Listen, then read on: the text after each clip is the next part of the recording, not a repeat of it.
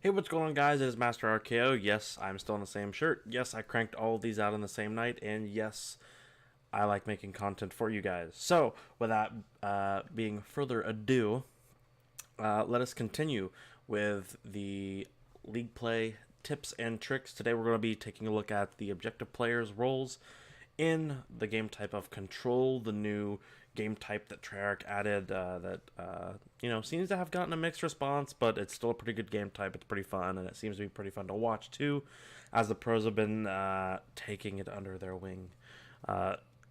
This one's going to be about as short as the SMD one.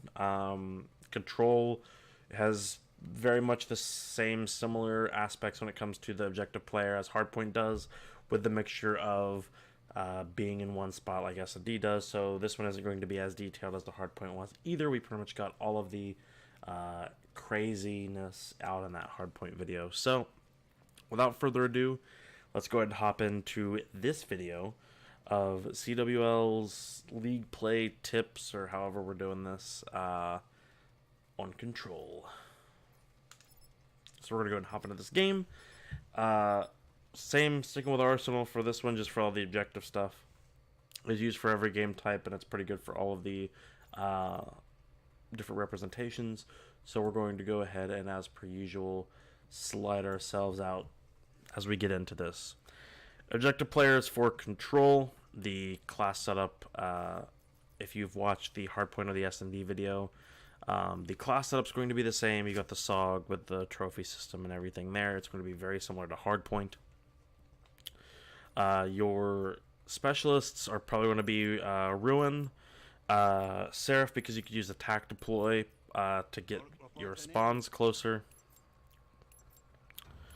And you're also going to be probably using someone like a Firebreak. So I would say Seraph, Ruin, and Firebreak are going to be your mains on those. Most of the time, the rest of your people are going to be more of a support role with those. Classes are going to be the same. So let's just go ahead and jump right into this. Obviously, you're going to have your differences in lives and stuff like that, and the rounds definitely aren't going to be this long. But this will at least get you into sort of an idea. So going into Control, as an objective player, the main thing you're going to be looking for and deciding is which point you want to go for first, which one you want to try to hit first. That's going to be your decision. The rest of the people are just going to be really supporting you. So with that decision, mainly a lot of times, especially on this map, you're going to go for A first, then to B, just because it's out in the open. So your job is really to remain in cover and pick off people into the main sites, the heavy areas. And in this one, it's going to be even further back in, so your heavy areas are mainly going to be from spawns. So when you first approach, you're going to be looking for people set up, because there are going to be people in defense, and your life matters, so you're going to be even more cautious. So with Hardpoint, it's hard to maintain, balancing, not dying all the time and rushing the point. And Control, it's even more of a necessity, so you have to really be wary of your life count, how many times you're dying as the objective player. So coming in, you're immediately going to want to clear out as many people as possible, because you're also going to be trying to be wary of their kill count as well. So as you come in, you're going to be picking people off. If you notice that they're giving you a heavy push and they're really trying to keep you off, just play for kills. Play for kills, because most of the time you're going to get those kills. There's a spawn delay, and you're going to put them down very fast. So if you see people and you first come in and you see people immediately here, just play for the kills.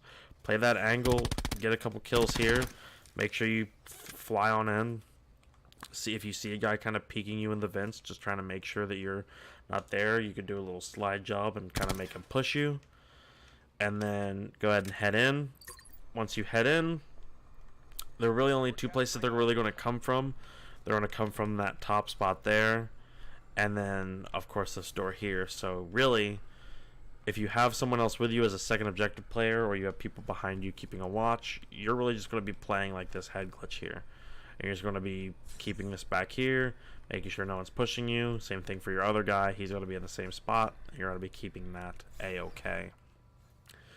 Once you capture that spot, that's when you move to the other side, and this one can kind of get tricky.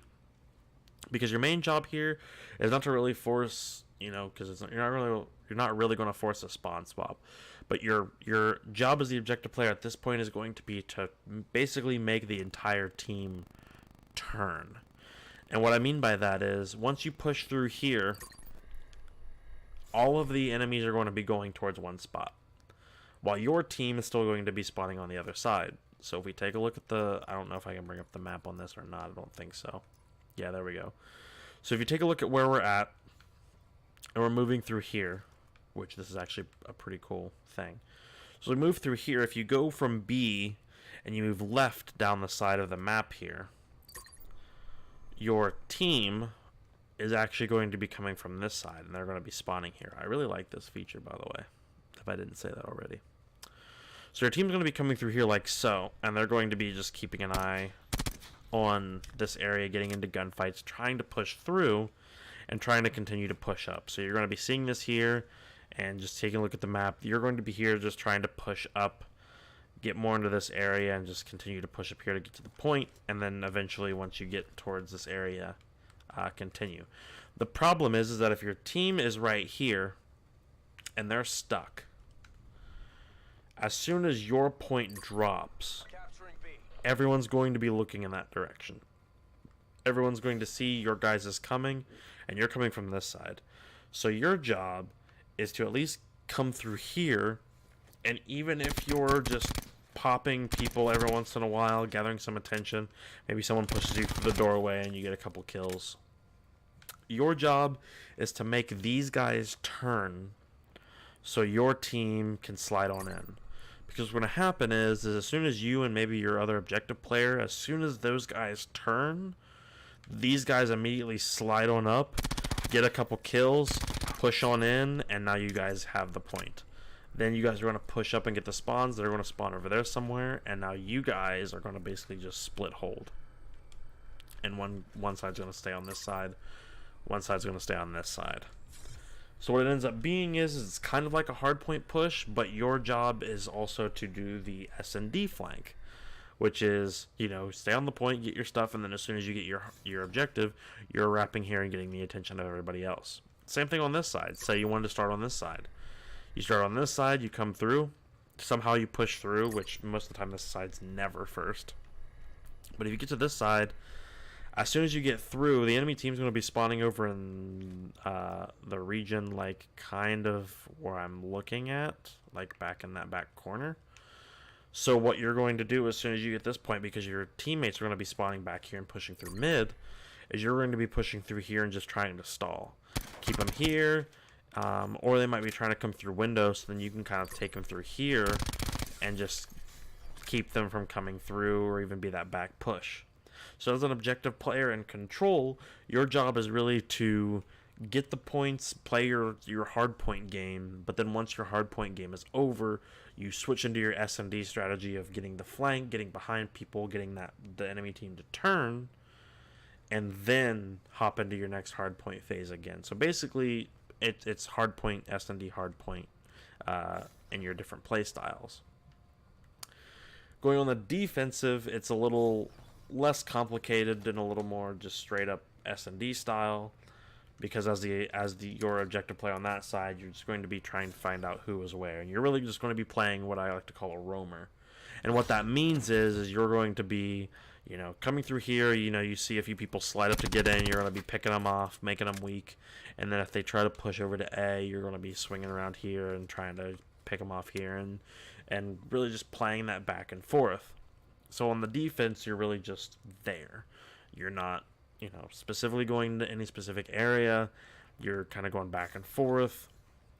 If you have to, you might even run an S&D flank on them. So you might kind of do a little slide through here. And if it seems like they're getting too far pushed up, you might do a little peek through here. And even if you're just getting a distraction for them, for your other team, you can do that, or even do a full flank and push through here, jump through a window or something. Basically, as an objective player on defense, you're playing both areas, and you're basically playing your S&D game. All the while, you're monitoring your kills and your deaths.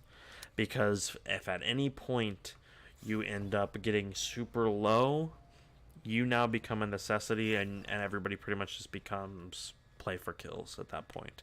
Your job is only for the first half of the match, and I know that's kind of dim and dull, but in Control that's just the way it is. Your job is only your job for the first half of the match. Once the first half of the time goes, you immediately go into save your life and push as a team, that kind of thing. Then you all end up becoming equals except for maybe a sniper, because of the way the game type works. So for the first half of the game, you're doing your thing. After that, you're pushing together. You're just pushing to one spot because eventually you don't have a choice.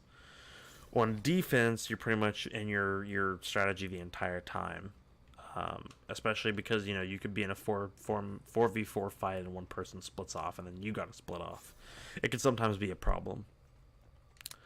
And that's really the only thing. You're playing your hardpoint game, your S&D game, back to hardpoint when you're doing your quick little switches. Once the kill counter starts to get low, you're just playing your life and making sure that you're not sprinting into any situations you don't need to be sprinting into, especially like if you're on this one moving to the next one with a low life, you're not just coming out here and taking pot shots and hoping that they notice you. You're more trying to get by here with a low life strategy, and that low life strategy, that sounds so bad. Anyways, when your team has low lives, that still sounds bad. But anyways, you're more just trying to get through here so that way you can get around. That way you may be able to get a couple picks before you're there. And you and your other objective player might also be doing the bait and switch technique as well. So, you may slide out here and die, but then your teammate picks up a couple. You can do that as well. So, Control really is just, for objective players at least, a game of hardpoint, 20 seconds of search and destroy strategy, and then immediately back into hardpoint. Because you're playing that hardpoint, you're holding an area.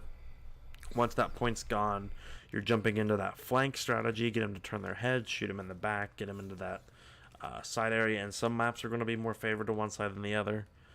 And then once you clear them out, once you get that in, you're immediately back into hardpoint where you're, holding a spot, making sure you're keeping your cover, and making sure you're not exposing yourself. So that's pretty much it. That's going to do it. This one, like I said, was going to be even shorter because you're really just taking the two game types from the previous, putting them into one, and putting that strategy together. For objective players, it's a little different for everybody else, but for objective players, it kind of gets into that area. So since it's into that point, and it's not that far, I just want to give a few extra tips for objective players since this is the last of the three. So for objective players, first of all, the main thing, like I said during the hard point, make sure you're getting kills first. Make sure you're focusing on that. Your life. Make sure you're playing your life. Number two, make sure you're not over sprinting. Make sure once you get to a certain area, you're not, flying through everywhere. Make sure you're not over sprinting. Make sure you're aiming down sight, looking for those kills. And number three, your role does matter. It always will matter. It will always matter. It's always going to be the most important. And I know a lot of players don't like playing the objective roles. I know a lot of players aren't a fan of the objective roles. And sometimes it can be a burden. Sometimes it can be a problem. But 100% the objective role is what wins games. The objective role is your heart and soul. It is your core of your objective team and your entire team, because as your game moves on, if your objective players aren't playing the role that they're playing, one, you're not going to capture any points. Two, you're not going to capture any you're not going to win any games, and you're just going to be a team that can kill a lot of people and hold down a spawn. So with that, that's going to do it for these. That's going to do it for, I guess, kind of the intros to objective players. These have been a few tips for back and forth on all of these. Next, we'll probably get into more of a Slayer's style, and then, of course, once Once league play gets back up, we'll be looking at film, stuff like that. However, for now, we're going to continue with these. And of course, live streams are going on all the time, doing stuff live. And content's going to continue to flow out the same as it has been the last couple weeks. So, with that being said, hopefully you guys enjoyed. If you did, click that like button. If there's anything you want me to go over or anything you would like me or any of my group of friends or whoever else is on, or any specific tips or tricks or something you have a question on, leave it in the comments. I'm normally quick to respond on any comment that's on any of my YouTube videos. Leave that comment. I'll get a response to you, or I can even make a video about it if you wish.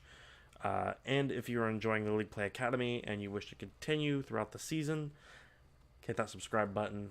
As always, I am Master Archeo, and I will see you guys in the next one. Adios.